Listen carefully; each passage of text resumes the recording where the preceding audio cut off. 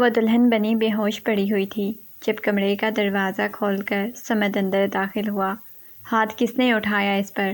اس کے نازک گال پر انگلیوں کے نشان دیکھ کر وہ چلایا تو ملازمہ کام کے رہ گئی۔ صاحب یہ قابو میں نہیں آ رہی تھی، اسی لیے ملازمہ نے ڈرتے ہوئے کہا تو اس کی آنکھیں غصے سے لال ہونے لگی۔ وہ اس کی دشمن تھی، پر کسی اور کو اس نے حق کہاں دیا تھا کہ اس کے ساتھ ظلم کرے؟ تمہاری غلطی قابل معافی نہیں۔ زمین پر بے ہوش پڑی مناہل کو باہوں میں اٹھاتے وہ باہر نکلا تو سب حیرت سے اسے دیکھنے لگے۔ وہ رحم کھانے والوں میں سے نہیں تھا، پر اس انجان لڑکی کو باہوں میں اٹھائے وہ بیڈ روم میں لایا ہی تھا کہ وہ بری طرح سے رو رہی تھی، چیخ رہی تھی، مگر اس کی سننے والا وہاں کوئی بھی نہیں تھا۔ وہ لگاتار اپنے بابا کو پکار رہی تھی، دہائیاں دے رہی تھی، مگر وہ یہاں ہوتے تو سنتے۔ اس نے دہشت سے اپنے پیچھے چھائے گھپ اندھیرے کو دیکھا، اسے اپنی روح فنا ہوتی محسوس ہوئی۔ بچپن سے ہی اسے اندھیرے سے ڈر لگتا تھا، آج اس کا یہ خوف اس کے سامنے کھڑا تھا۔ اسے اپنا دل بند ہوتا ہوا محسوس ہو رہا تھا، اس کی دھڑکنوں کی رفتار بھی دھیمی پڑ چکی تھی۔ وہ وہاں کھڑی سب کو پکار رہی تھی، مگر کوئی بھی اس کی پکار پر اسے بچانے کے لیے نہیں آ رہا تھا۔ بابا مجھے ڈر لگ رہا ہے، آپ سب کہاں چلے گئے ہیں؟ پلیز مجھے یہاں سے نکال دیں۔ چیختے چیختے اس کی آواز بھیگ گئی تھی۔ بابا مجھے ڈر لگ رہا ہے، مجھے کیوں بند کیا ہے یہاں پر؟ وہ دروازے سے سر ٹکائے پھوٹ پھوٹ کر رو رہی تھی، یہاں تک کہ روتے روتے اس کی ہچکیاں بند چکی تھی۔ اسی اثنا میں دروازے کے باہر آہٹ سنائی دی۔ وہ دروازہ مزید زور سے بجانے لگی۔ کون ہے باہر؟ مجھے نکالو یہاں سے، تمہیں اللہ کا واسطہ ہے، مجھے ڈر لگ رہا ہے، مجھ پر رحم کرو۔ وہ پوری جان سے چلائی تھی، قدموں کی آہٹ قریب آتی جا رہی تھی۔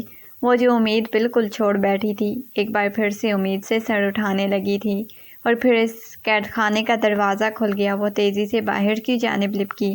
دروازے پر ملازمہ کھڑی تھی، اس کے ہاتھ میں اس کے لیے کھانے کی ٹرے تھی، مگر اس نے ملازمہ کو نظر انداز کیا، باہر جانے کے لیے لپکی۔ اب وہ ایک منٹ بھی اس قید خانے میں نہیں گزار سکتی تھی۔ اسے لگ رہا تھا کہ اب وہ مزید یہاں رہی تو مر جائے گی۔ ملازمہ نے ایک ہی جس میں اس کا بازو پکڑا اور اسے دروازے سے اندر دھکیل دیا۔ اس ملازمہ کے سامنے مناہل بہت کمزور سی تھی، اس کا مقابلہ نہیں کر سکتی تھی، اسی لیے اس قید خانے میں زمین پر بری طرح سے گر گئی۔ اس کی کہنی اور گھٹنے پتھریلے فرش پر رگڑ کر بری طرح سے چھل چکے تھے، اس کا سر بھی فرش سے ٹکرایا تھا، ماتھے سے خون کی لکیر نکل کر اس کی دودھیا گالوں پر بہہ نکلی تھی۔ مناہل نے بے یقینی سے پلٹ کر اس ملازمہ کی جانب دیکھا۔ کل تمہیں ملازمہ مناہل بی بی کرتے کرتے نہ تھکتی تھی، اور آج اس کے ساتھ یہ سلوک کر رہی تھی۔ اپنے مناہل چند لمحوں کے لیے ششدر رہ گئی تھی، اور پھر وہ ہمت کر کے اپنی جگہ سے کھڑی ہوئی۔ وہ کل شام سے یہاں بند تھی، اور اب جانے دوسرے دن کا کون سا پہر چل رہا تھا۔ مجھے یہاں سے باہر جانے دو، کیوں مجھے یہاں قید کر کے رکھا ہوا ہے؟ اگر سمد کو پتہ چل گیا تو تم لوگوں کا برا حشر کر دے گا۔ مناہل اس ملازمہ پر بری طرح سے چلائی تھی، اسے اپنی بے عزتی کا شدت سے احساس ہو رہا تھا، مگر ملازمہ پر اس کی کسی بات کا کوئی اثر نہیں ہو رہا تھا۔ ملازمہ نے اس پر ایک کٹیلی نظر ڈالی اور اطمینان سے اندر داخل ہوئی۔ کھانے کی ٹرے اس کے سامنے رکھ دی۔ مناہل بے یقینی سے کھانے کی ٹرے کو دیکھا، جس میں باسی روٹی پانی کی طرح پتلی دال تھی۔ ایسا کھانا تو ان لوگوں نے بھی کبھی اپنے ملازموں کو کھانے کے لیے نہیں دیا تھا۔ پھر مناہل وہاں سے اٹھ کر باہر بھاگنے کی کوشش کرنے لگی۔ ملازمہ نے ایک بار پھر اس کا ہاتھ سختی سے دبوچ کر اس کی گرفت اس قدر سخت تھی کہ مناہل کے منہ سے سسکی نکلی۔ یہ سب میں سمد صاحب کے کہنے پر ہی کر رہی ہوں، جن کا نام لے کر تم مجھے ڈرا رہی ہو۔ انہوں نے ہی تمہیں یہاں قید کر کے رکھا ہوا ہے، اور شاید تمہیں قید کر کے بھول چکے ہیں، اسی لیے میرا احسان مانو کہ میں تمہارے لیے کھانا لے کر آئی ہوں۔ اب چپ چاپ کھانا کھا لو، زیادہ شور مچانے کی ضرورت نہیں ہے، اگر باہر کسی کو تمہاری آوازیں گئی تو تمہارا حشر برا کر دیں گے۔ ملازمہ نے سختی سے کہہ کر مناہل کا بازو چھوڑ دیا۔ مناہل کو چند لمحوں کے لیے سکتہ طاری ہو گیا تھا۔ تمہارا دماغ خراب ہو گیا ہے، تم جھوٹ بول رہی ہو۔ سمد میرے ساتھ ایسا کیوں کریں گے؟ وہ جانتے ہیں مجھے اندھیرے سے کتنا ڈر لگتا ہے، وہ کبھی میرے ساتھ یہ سب نہیں کر سکتے۔ یہ سب کہتے ہوئے مناہل کی آواز سرگوشیوں میں بدل گئی تھی۔ ملازمہ کوفت سے سر ہلایا اور وہاں سے جانے لگی۔ مناہل بھی اس کے پیچھے پیچھے لپکی، کیونکہ وہ مزید کسی بھی صورت یہاں نہیں رہ سکتی تھی۔ اب کی بار اس ملازمہ کا دماغ گھوم گیا، اس نے پلٹ کر زوردار تھپڑ مناہل کے منہ پر جڑ دیا۔ مناہل کو اپنا دماغ گھومتا ہوا محسوس ہوا۔ اس کی آنکھوں کے سامنے اندھیرا چھا گیا اور وہیں فرش پر گر کر بے ہوش ہو گئی۔ ایک بار پھر سے گرنے کی وجہ سے اسے بری طرح سے چوٹیں آئی تھیں۔ مناہل سے آج تک کسی نے اونچی آواز میں بات تک نہیں کی تھی اور اب اسے ایک ملازمہ نے تھپڑ مارا تھا۔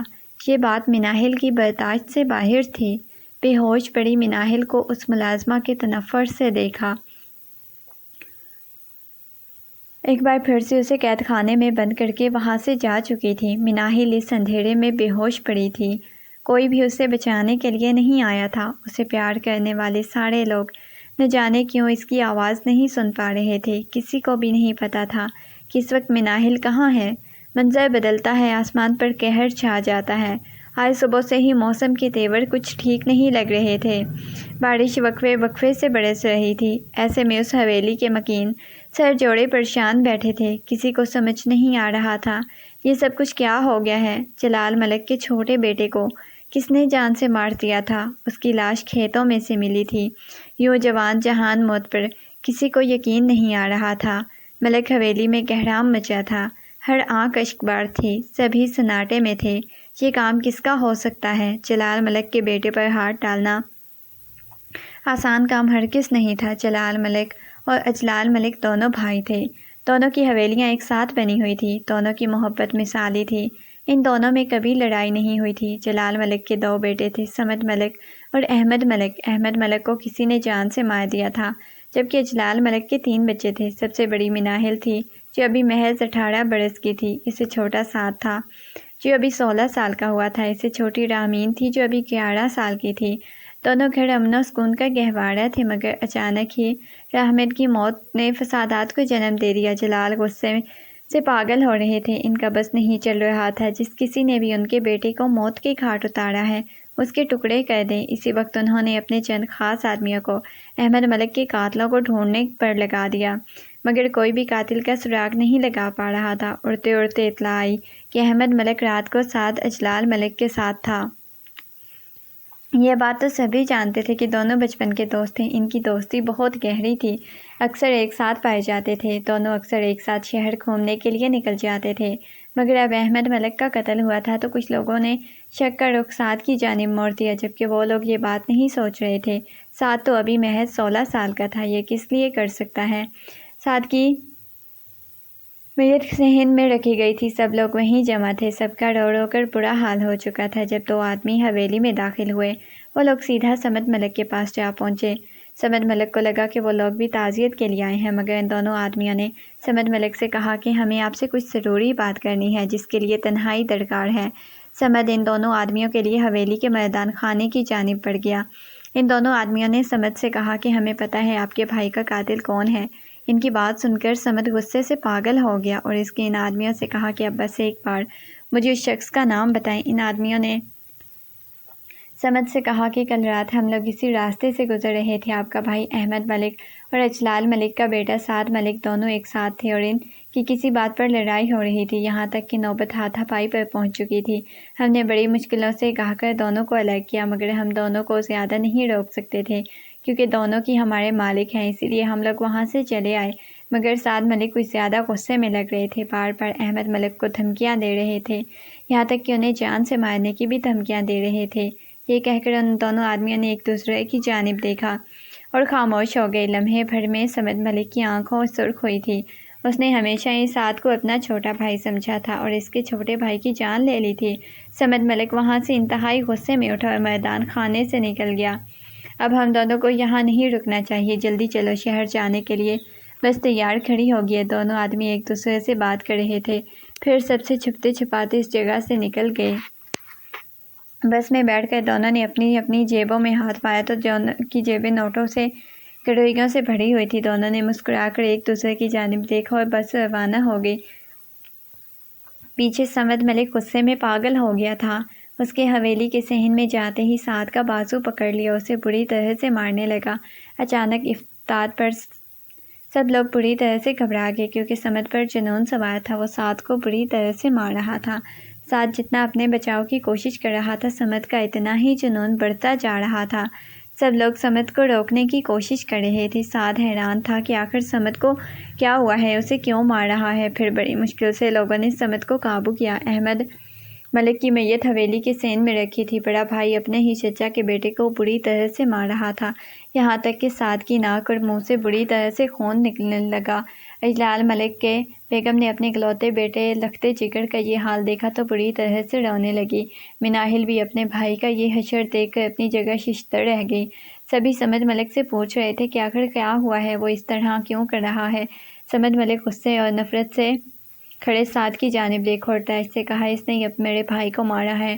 یہ سن کر سب کے پیروں تلے سے زمین نکل گئی۔ سبھی حیرت سے بے یقینی سے سعد کی جانب دیکھ رہے تھے، جو ابھی محض 16 سال کا تھا اور ایک کمزور سا لڑکا تھا۔ وہ بھلا کیسے کسی کا قتل کر سکتا تھا؟ اجلال ملک نے تڑپ کر آگے بڑھے اور کہنے لگے، سمد تمہیں لازمی کوئی غلط فہمی ہوئی ہے۔ بھلا سعد ایسا کیوں کرے گا؟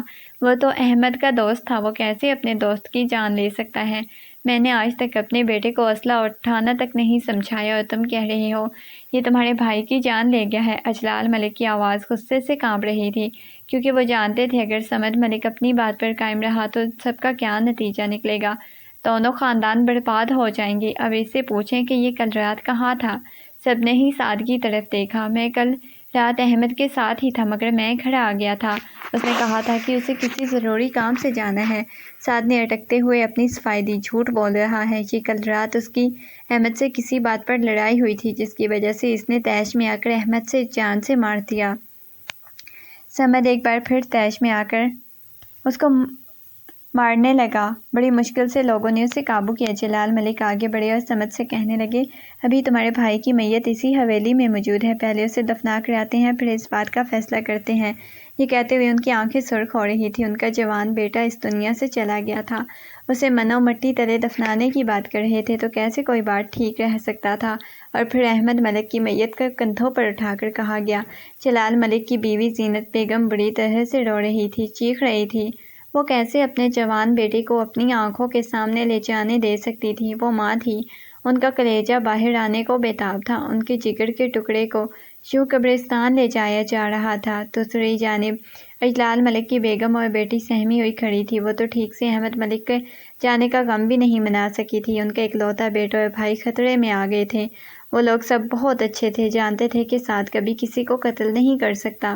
اجلال ملک نے کبھی اسے اسلحہ سے کھیلنا سکھایا ہی نہیں تھا، بلکہ وہ تو اسے پڑھانا لکھانا چاہتے تھے، جس کے لیے انہوں نے اس کا شہر کالج میں داخلہ کروایا تھا، اور وہ چند دن کی چھٹیاں گزارنے کے لیے گاؤں میں آیا تھا۔ مگر یہاں مصیبت ٹوٹ پڑی تھی۔ وہ جانتے تھے کہ ان کے بیٹے پر جھوٹا الزام لگایا جا رہا ہے، اسے پھنسانے کی کوشش کی جا رہی ہے، مگر اس بات کو وہ ابھی ثابت نہیں کر سکتے تھے۔ احمد ملک کو منو مٹی تلے دفن کیا گیا۔ اس کی قبر پر مٹی ڈالتے ہوئے جلال ملک بچوں کی طرح رو رہے تھے۔ آج تک انہوں نے کبھی کسی کو انہیں روتے ہوئے نہیں دیکھا تھا۔ ان کا رعب صرف اس گاؤں میں ہی نہیں بلکہ آس پاس کے سارے گاؤں میں تھا۔ لوگ ان کے نام سے بھی ڈرتے تھے۔ انہوں نے کبھی کسی کے ساتھ ناانصافی نہیں کی تھی، ہمیشہ سب کے ساتھ انصاف کی کوشش کی، مگر آج ان کے ساتھ اتنی بڑی ناانصافی ہو گئی۔ ان کا بیٹا قبر میں جا سویا، وہ خود پر قابو نہیں رکھ پا رہے تھے۔ سمد نے بڑی مشکل سے انہیں سنبھالا تھا، وہ خود بھی ٹوٹ کر بکھر گیا تھا۔ وہ بھائی جو اسے جان سے زیادہ عزیز تھا، اسے یوں منو مٹی تلے سپرد کر دینا آسان نہیں تھا۔ بڑی مشکل سے جلال ملک کو سنبھال کر گھر لایا۔ گھر میں اس کی ماں موجود تھی، جو شاید زندوں میں شمار تھی نہ مردوں میں شمار تھی۔ حویلی پہنچی تو حویلی کی فضا بہت بھاری محسوس ہو رہی تھی۔ گاؤں کے کچھ بڑوں میں بیچ پڑھ کر دونوں خاندانوں سے کہا، اس بات کا فیصلہ اب کل ہوگا، کیونکہ ابھی سب لوگ غصے میں کوئی بھی فیصلہ ٹھیک نہیں ہوتا۔ اجلال ملک اپنی بیوی بچوں کو لے کر اپنی حویلی میں آ گئے۔ سمد ملک نے ان کی حویلی کے باہر اپنے بندے کھڑے کر دیے تاکہ وہ سعد کو گاؤں سے باہر نہ بھیج سکیں۔ وہ کسی قیمت پر اپنے بھائی کے قاتلوں کو سزا دینا چاہتا تھا، بھلے وہ اس کے اپنے ہوں۔ اس بات سے کوئی سروکار نہیں تھا، وہ تو بس انتقام کی آگ میں چل رہا تھا، اس آگ میں سب کو ہی بھسم کر دینا چاہتا تھا۔ وہ رات سب پر بہت بھاری گزرنے والی تھی، کوئی بھی ایک لمحے کے لیے نہیں سویا تھا، نیند سب کی آنکھوں سے کوسوں دور تھی۔ سعد تو اجلال ملک کا اکلوتا بیٹا تھا، کیسے اپنے اکلوتے بیٹے کو اپنے ہاتھ سے جانے دے سکتے تھے؟ بات سوچ سوچ کر ان کا دل بیٹھا جا رہا تھا۔ انہیں احمد اتنا عزیز تھا اور انہیں پورا یقین تھا کہ سعد یہ قدم ہرگز نہیں اٹھا سکتا، لازمی اسے پھنسانے کی کوشش کی جا رہی تھی۔ اگلے دن کی فضا بہت ہی بوجھل تھی۔ آج ہوا میں بے جا حبس تھا۔ کل ہونے والی بارش رک گئی تھی۔ آسمان پر ابھی بھی کالے بادل چھائے ہوئے تھے، مگر شاید آج وہ برسنے کے لیے نہیں آئے تھے۔ آج محض وہ تماشا دیکھنے کے لیے آئے تھے۔ آج کسی کی زندگی کا فیصلہ ہونے جا رہا تھا، وہ فیصلہ جو نہ جانے کتنی زندگیاں برباد کر سکتا تھا۔ جلال ملک کی حویلی کے لان میں ہی پنچایت بٹھا دی گئی تھی۔ سعد کو مجرم کے طور پر سب کے سامنے لایا گیا تھا۔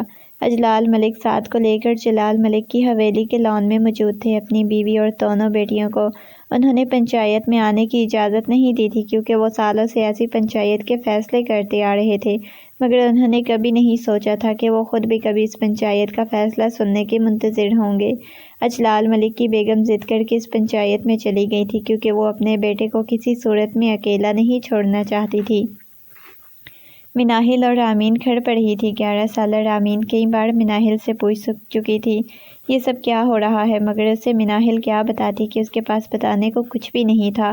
وہ دونوں حویلی کی چھت پر کھڑی جلال ملک کی حویلی کے لان کی جانب دیکھ رہی تھی، جہاں ایک جانب بچھے تخت پر ان کا بھائی اور ماں باپ بیٹھے تھے، جبکہ دوسری جانب جلال ملک اور سمد ملک موجود تھے اور پورا گاؤں ان کے ساتھ کھڑا تھا۔ مناہل کو اس وقت شدت سے احساس ہوا اس کا بھائی اور ماں باپ کتنے اکیلے ہیں۔ جلال ملک اپنے بھتیجے سے بھی اپنے بیٹے کے جتنا ہی پیار کرتے تھے، اس لیے ان لوگوں کو بھروسہ تھا کہ وہ ایسا کچھ نہیں کریں گے جس پر بعد میں پچھتانا پڑے، مگر سمد ملک کا غصہ کسی پر بھروسہ نہیں تھا۔ وہ بے انتہا جنونی شخص تھا، لمحوں میں غصے میں پاگل ہو جایا کرتا تھا۔ سب لوگ اس سے ڈر رہے تھے، جانے آج کیا فیصلہ ہونے والا تھا۔ کل جس طرح سے اس نے سعد پر ہاتھ اٹھایا تھا، اسے یہی بات ظاہر تھی کہ وہ کبھی بھی سعد کی بات پر یقین نہیں کرے گا۔ پنچایت بیٹھ گئی تھی۔ جلال ملک بالکل خاموش تھے۔ ایک جانب ان کا بیٹا تھا، وہ جسے کل دفنا کر آئے تھے، تو دوسری جانب ان کا بھائی اور بھتیجا تھا، جس کے سامنے ان کی پوری زندگی پڑی تھی، جسے انہوں نے اپنی اولاد کی طرح چاہا تھا۔ وہ کوئی بھی فیصلہ نہیں کر پا رہے تھے، لیکن یہ سمد کی ضد تھی کہ پنچایت بیٹھے گی اور فیصلہ ہوگا۔ ماحول کا حبس مزید بڑھ گیا، ہوا بالکل رک گئی۔ سب لوگ دھڑکتے دل کے ساتھ پنچایت کا فیصلہ سننے کے منتظر تھے۔ اس خاموشی میں سمد ملک کی آواز ابھری، جو سب کی سماعتوں پر چونک کی مانند لگی۔ اس کی ضرب اس قدر شدید تھی کہ جلال ملک اور جمیلہ بیگم تڑپ ہی اٹھے۔ سمد ملک قتل کا بدلہ قتل ہی چاہتا تھا۔ وہ لوگ کیسے اپنی آنکھوں کے سامنے اپنے بیٹے کو مرتے ہوئے دیکھ سکتے تھے؟ میں ہرگز بھی اپنے بیٹے کو اس انتقام کی آگ میں جلنے نہیں دے سکتا۔ مجھے یہ فیصلہ منظور نہیں۔ میرا اکلوتا بیٹا ہے، آپ لوگ کیسے اسے مارنے کی بات کر سکتے ہیں؟ اجلال ملک بالکل ڈھہ گئے۔ ان کو سمجھ نہیں آ رہا تھا وہ کیسے اس فیصلے کی مذمت کریں۔ ٹھیک ہے، اگر تم قتل کا بدلہ نہیں دینا چاہتے تو تمہیں اپنی بیٹی کو غنی کرنا پڑے گا۔ یہ بات سن کر سب کو سانپ سونگھ گیا۔ سمد نے حیرت سے یہ فیصلہ سنا تھا۔ وہ تو ایسا ہرگز بھی نہیں چاہتا تھا۔ وہ یہاں اپنے بھائی کے قتل کا بدلہ لینے کے لیے بیٹھا تھا، نہ کہ کسی بیٹی کو غنی کرنے میں، مگر اب پنچایت کا فیصلہ تھا اور اسے ماننا ہی تھا۔ اس نے خوف سے اپنے چچا کی جانب دیکھا، جو زمین کو گھو رہے تھے۔ وہ بہت اچھے سے جانتا تھا کہ چچا اپنی دونوں بیٹیوں سے کس قدر محبت کرتے ہیں۔ ان کے لیے یہ فیصلہ کتنا مشکل ہوگا۔ ویسے بھی ان کا مقصد ان کی بیٹی کو غنی کرنا نہیں تھا، بلکہ اپنے بھائی کے قتل کا بدلہ لینا تھا۔ اجلال ملک بھی ایک طاقتور شخص تھا۔ پنچایت یہ بات اچھے سے جانتی تھی کہ ان کے بیٹے کو قتل کروا کے انتقام کی آگ میں جھونک کر وہ نئے فسادات کو جنم دیتے۔ ابھی اجلال ملک کے بیٹے کی بات تھی، اس وجہ سے وہ کمزور پڑ رہے تھے، مگر جلد جب وہ طیش میں آتے تو یہ دشمنی نسل در نسل چلنی تھی اور کوئی بھی اسے روک نہیں سکتا تھا۔ سبھی حیران و پریشان تھے کہ اب کیا ہوگا۔ جلال ملک اس سارے معاملے میں کچھ نہیں بولے، اپنوں کے خلاف کچھ نہیں کر سکتے تھے۔ وہ آج خود کو بے حد کمزور محسوس کر رہے تھے۔ اجلال ملک کا جھکا ہوا سر اٹھا۔ انہوں نے ایک نظر اپنے اکلوتے لخت جگر کی جانب دیکھا۔ بے حد گھبرایا ہوا وہاں بیٹھا تھا۔ اگر وہ اپنی بیٹی کو بچا لیتے تو ان کا بیٹا ان کے سامنے ہی قتل کر دیا جاتا۔ اگر بیٹے کو بچاتے تو بیٹی کم از کم زندہ تو رہتی۔ انہوں نے اپنی بیٹی کو غنی میں دینے کا فیصلہ کیا تھا۔ سبھی اجلال ملک کے فیصلے کے منتظر تھے۔ سب کی نظر ان پر جمی ہوئی تھی۔ دوسری جانب مناہل اور رامین اپنی حویلی کے چھت سے دم ساتھے یہ منظر دیکھ رہی تھی۔ آج کسی ایک قسمت کا فیصلہ ہونے والا تھا۔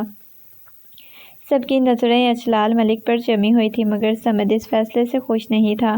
پھر اس بڑے مجمع میں اجلال ملک کی آواز گونجی۔ وہ کہہ رہے تھے، میں اپنی بیٹی کو غنی کرنے کے لیے تیار ہوں۔ یہ سن کر مناہل کے پیروں تلے سے زمین نکلی۔ جمیلہ بیگم پھوٹ پھوٹ کر رونے لگی تھی۔ سمد نے بے اختیار ہی اپنے سر کو تھاما تھا۔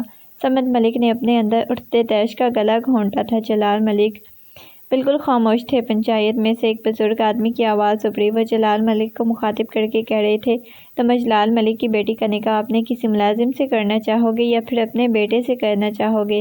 اس سب کی نظر جلال ملک پر تھی۔ وہ بس زمین کو گھوڑے جا رہا تھا۔ پھر انہوں نے آہستگی سے سر اٹھا کر سمد ملک کی جانب دیکھا، اسے پوچھا کہ کیا بدلہ لینا ضروری ہے؟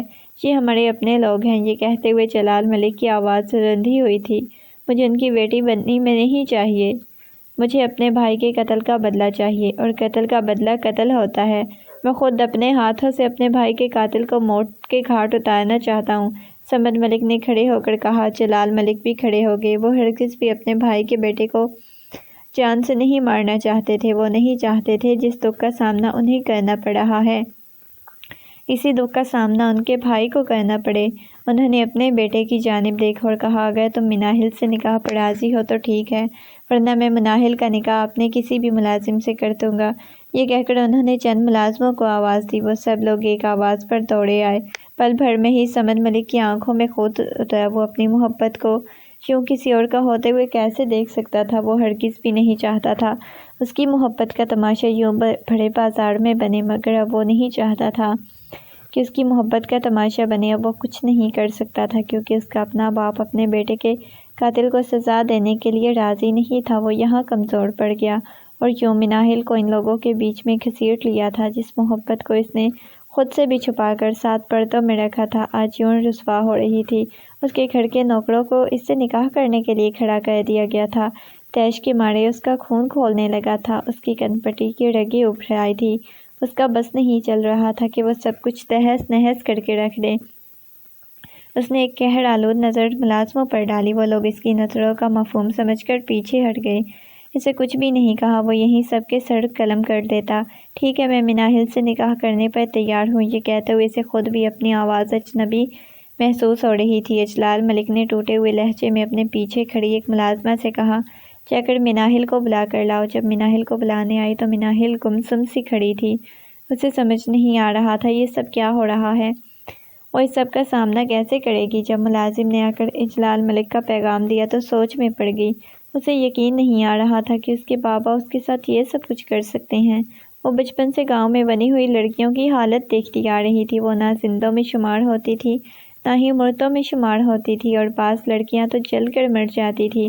کبھی کوئی زہریلی چیز کھانے سے ان کی موت ہو جاتی تھی۔ ان کی موت کی وجہ جاننے میں کوئی دلچسپی نہیں لیتا تھا، بس انہیں خاموش سے راتوں رات دفنایا جاتا تھا، یہاں تک کہ ان کے گھر والوں کو بھی ان کی موت کی خبر نہیں ہوتی تھی۔ مناہل کی روح تک کانپ گئی تھی۔ اس کے کندھے پر پڑا دوپٹہ اپنے سر پر اڑایا اور ملازمہ کے ساتھ جانے کے لیے تیار ہوگی۔ 11 سالہ رامین بھی اس کے ساتھ جانے کی ضد کرنے لگی۔ جب دونوں ملازمہ کے ساتھ جلال ملک کی حویلی کے لان میں پہنچی تو فضا میں چھایا حبس مزید بڑھ گیا، یہاں تک کہ سانس روکنے لگا۔ آسمان پر کالے بادل چھانے لگے، یہاں تک کہ فضا میں بادلوں کی گڑگڑاہٹ گونجنے لگی۔ مناہل کا دل بہت زوروں سے دھڑک رہا تھا، اسے اپنی موت قریب نظر آ رہی تھی۔ وہ خاموشی سے جلال ملک کے برابر میں جا کھڑی ہو گئی۔ اس نے ایک زخمی نظر اپنے باپ پر ڈالی جس کا سر جھکا ہوا تھا۔ اکلوتے بیٹے کی محبت کے جام میں وہ عزیز بیٹی کی قربانی دے رہے تھے۔ انہوں نے یہی سوچا تھا کہ کم از کم ان کی بیٹی زندہ تو رہے گی، ورنہ ابھی ان کے سامنے ہی ان کے بیٹے کو قتل کر دیا جاتا۔ مناہل کو دیکھ کر ان کے دل کا بوجھ مزید بڑھ گیا۔ وہ سر اٹھائے اس کی طرف دیکھ رہی تھی۔ تمہارا نکاح سمجھ سے ہو رہا ہے؟ یہ کہتے ہوئے جلال ملک کی آنکھوں میں آنسو آ گئے۔ وہ بھی جانتے تھے کہ ونی کا مطلب کیا ہوتا ہے۔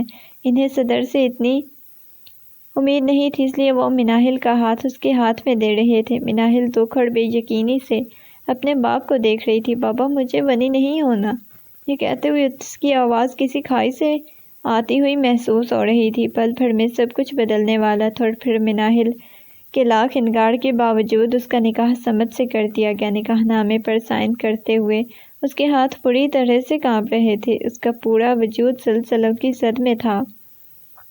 کوئی بھی اس کے دل کا درد نہیں جان سکتا تھا۔ وہ اس وقت خود ترس کی انتہا پر تھی۔ نکاح ہو چکا تھا، ماحول کا حبس بھی ختم ہو گیا۔ بارش تر تر برسنے لگی۔ مناہل اس بارش میں پوری طرح سے بھیگ گئی۔ سارے لوگ آہستہ آہستہ اٹھ کر وہاں سے جانے لگے۔ اب وہاں صرف جلال ملک اجلال ملک کے گھر والے ہی رہ گئے۔ ایک گھمبیر خاموشی فضا میں چھائی ہوئی تھی، سبھی ایک دوسرے سے نظریں چڑھا رہے تھے۔ مناہل ساکت سی بیٹھی تھی، اسے اپنے بابا سے بالکل بھی امید نہیں تھی۔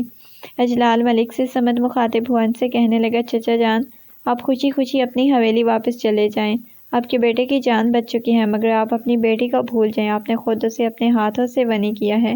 آپ جانتے ہیں اس ونی میں کی گئی لڑکیاں کبھی بھی اپنے گھروں کو واپس نہیں لوٹتی۔ یہ کہتے ہی اس نے ایک نظر مناہل کے جھکے ہوئے سر پر ڈالی اور آگے بڑھ کر ایک جھٹکے سے اس کا ہاتھ پکڑ کر اسے کھڑا کر دیا، اسے لے کر حویلی کی جانب بڑھ گیا۔ اجلال ملک بھاری دل کے ساتھ اپنی بیوی، بیٹے اور ایک بیٹی کے ساتھ اپنی حویلی میں آ گئے تھے۔ آج کی رات ان پر بھاری گزرنے والی تھی۔ گھر آ کر وہ اپنے کمرے میں بند ہو گئی۔ جمیلہ بیگم کو کسی صورت بھی چین نہیں تھا، ان کی جان سے پیاری بیٹی ونی ہو گئی تھی، ایسی ماں کو کیسے چین مل سکتا تھا؟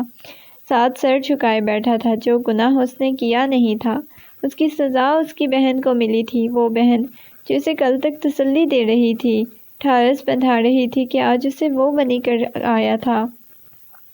صمد مناہل کو لے کر حویلی میں داخل ہوا، اپنی خاص ملازمہ کے ہاتھ میں مناہل کا ہاتھ دے دیا اور اس سے کہا کہ اسے میری نظروں کے سامنے سے لے جاؤ۔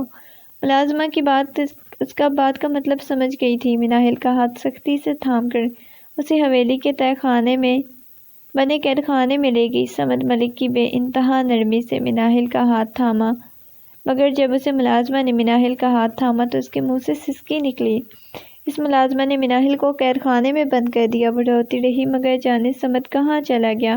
مناہل کو اس تہہ خانے میں بند 2 دن گزرنے والے تھے جب ملازمہ نے اس پر ہاتھ اٹھایا۔ وہ بے ہوش ہو گئی، وہ لاڈوں میں پلی تھی، بھلا اتنی سختی کی کہاں عادت تھی۔ آخر 2 دن بعد صمد کو مناہل کا خیال آ گیا۔ وہ مناہل کو ملازمہ کے حوالے کرنے کے بعد خود شہر آ گیا تھا۔ وہ نہیں جانتا تھا ملازمہ نے مناہل کے ساتھ کیا کیا ہوگا۔ جب 2 دن بعد حویلی لوٹا، اس ملازمہ سے مناہل کے بارے میں پوچھا تو اس کے پیروں تلے سے زمین نکل گئی۔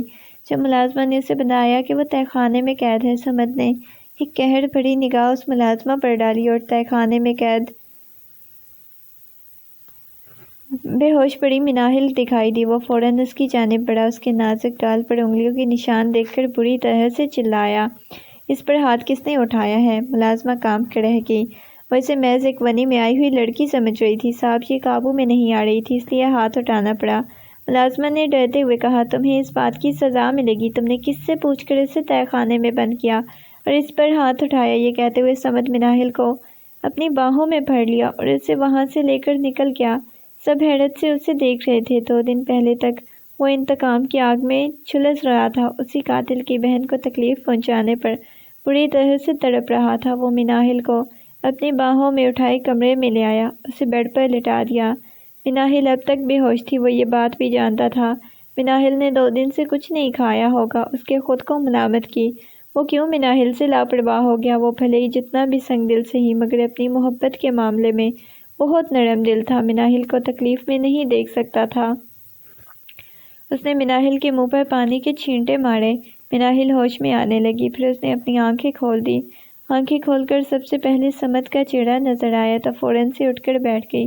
خوف اور دہشت سے اس کا پورا جسم کانپ رہا تھا۔ اب تک 2 دن پہلے کے کپڑوں میں ملبوس تھی، اس کے چہرے اور ہاتھوں پر جگہ جگہ خراشوں کے نشان تھے۔ مناہل اپنی جگہ سے اٹھ کر بیٹھ گئی، خوف زدہ نظروں سے صمد کو دیکھنے لگی۔ آپ کے کہنے پر اس ملازمہ نے مجھے اس جگہ پر قید کیا تھا؟ مناہل نے بے یقینی سے صمد سے پوچھا۔ اس کی آنکھوں سے جھلکتا خوف بآسانی دیکھا جا سکتا تھا۔ اس نے آپ کے کہنے پر مجھ پر ہاتھ اٹھایا، لیکن اس نے مجھے 2 بار دھکا بھی دیا۔ وہ اپنے ہاتھوں کی خراشیں دیکھ کر بری طرح سے رونے لگی۔ صمد کو ایسا لگا کسی نے اس کا دل مٹھی میں لے لیا ہو۔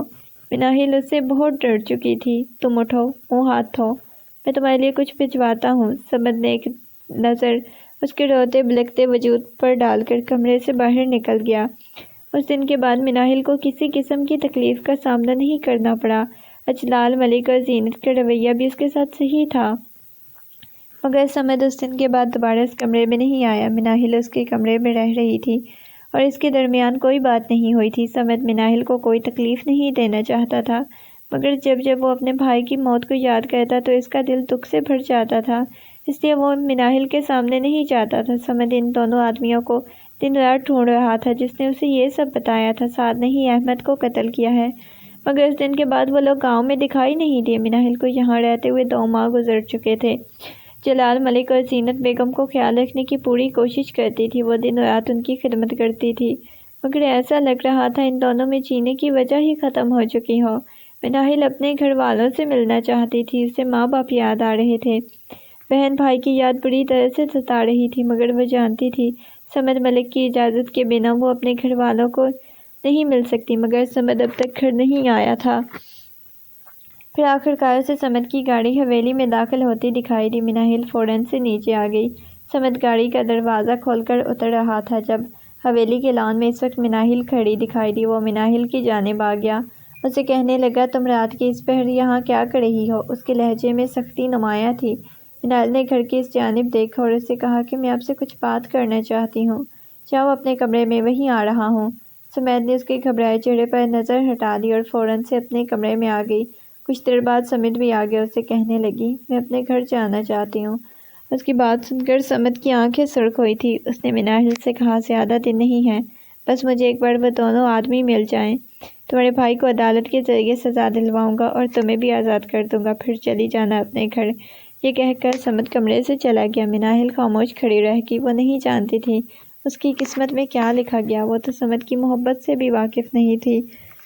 وہ دن بھی ایک عام سا دن تھا جب صمد کے خاص آدمی 2 آدمیوں کو لے کر حویلی میں داخل ہوئے۔ وہ اپنے کمرے کی کھڑکی میں کھڑی یہ منظر دیکھ رہی تھی۔ صمد بھی اندر سے آتا ہوا دکھائی دیا۔ وہ آدمی صمد کو دیکھتے ہی اس کے قدموں میں گر کے کہنے لگے، ہمیں معاف کر دیں، یہ کام کرنے کے پیسے ملے تھے۔ دوسرے گاؤں کے وڈیرے نے ہمیں یہ سب کرنے کے لیے کہا تھا کیونکہ اس نے یہ احمد کا قتل کروایا تھا اور الزام سعد پر ڈال دیا تاکہ کسی کا بھی شک نہ پڑے۔ جلال ملک ابھی وہیں کھڑے تھے۔ وہ لوگ اپنا سر پکڑ کر بیٹھ گئے۔ اس وقت پنچایت بٹھائی گئی۔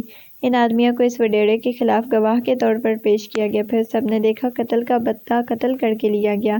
اس بات پر صمد ملک اپنے فیصلے سے پیچھے نہیں ہٹا تھا۔ اس نے اپنے بھائی کے قاتلوں کو ان کے انجام تک پہنچا دیا۔ مناہل اپنے کمرے میں سہمی بیٹھی تھی۔ صمد نے کہا تھا کہ وہ اسے آزاد کر دے گا، مگر وہ ہرگز بھی اس رشتے سے آزاد نہیں ہونا چاہتی تھی، مگر وہ تو سمجھ رہی تھی اس کا وجود صمد پر محض بوجھ ہے۔